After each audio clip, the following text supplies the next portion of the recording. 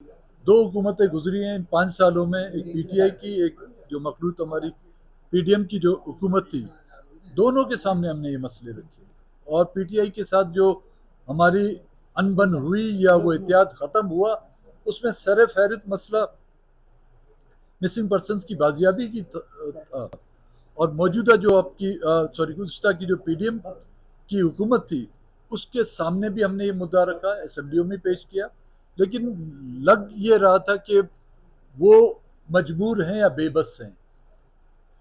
और जो कुव्वतें missing persons के जिम्मेदार हैं वो इतनी ताकतवर हैं और इतनी बाइख्तियार हैं, जिनके सामने आपके अदलिया, आपकी सुप्रीम कोर्ट का चीफ जस्टिस बेबस हो, तो मुझ जैसे गरीब और मियाँ शहबाज शरीफ जैसे गरीब की क्या हैसियत।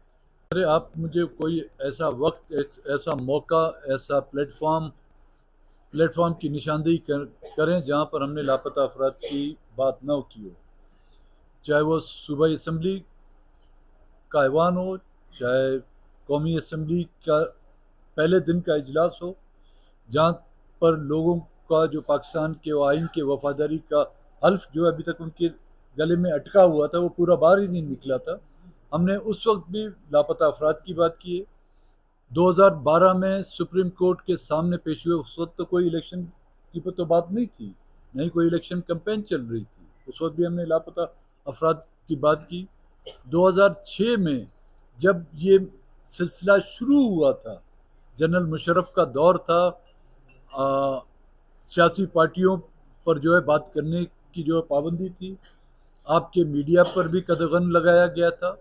हमने उस वक्त भी डंके की चोट पे बात की। कोयटा कस्टम से लेकर मन्नान चौक तक हम ये नारे लगाते रहे। हाँ, अगर इलेक्शन आता है इसमें, तो इलेक्शन के दौरान भी हमने अपने 2018-2013 के इलेक्शन की जो कैंपेन था, उसमें भी हमने ये बातें की, बाद इसके कि हमें उसका नुकसान उठाना पड़ा, लेकिन हम अपने उस मौक़िफ़ से बाज नहीं आए। जो आपने बात की कि कोई भी हुकूमत आएगी, बिल्कुल, क्योंकि लोग कहते हैं कि जी इत्तेहाद और यकजहती हो।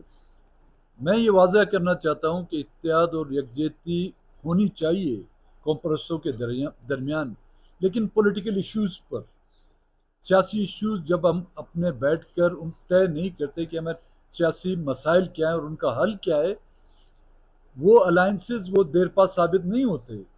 सीट टू सीट एडजस्टमेंट हो सकती है, उनको आप अलायंस नहीं कह सकते। अलायंस अब तब कर सकेंगे जब आप वहाँ पर कोई सियासी नुकात रखेंगे।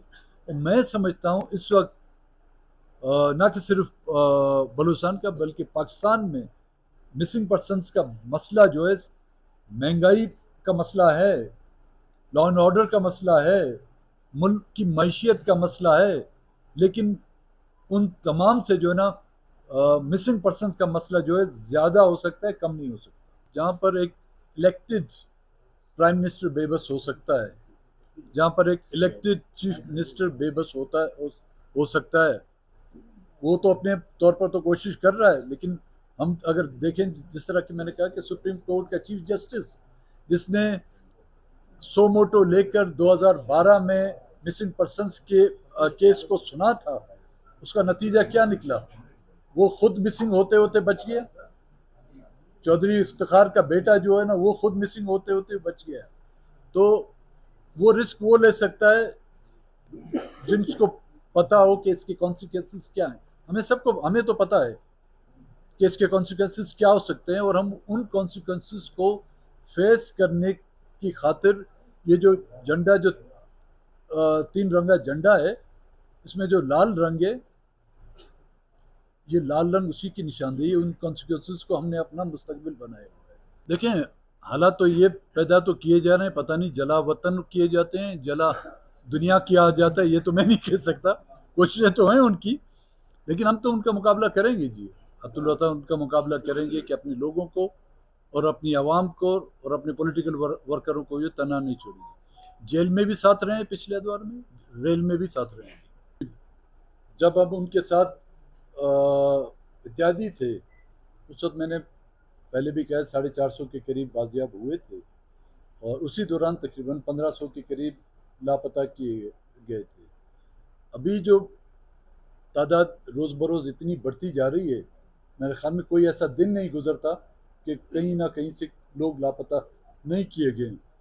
بازیاب اگر ہوئے بھی ہوں گے، نہ یہاں پر پولیٹیکل پارٹیوں کو پتہ ہے، نہ ہی missing person voice for Baloch missing persons کے لوگوں کے پاس پتہ ہے.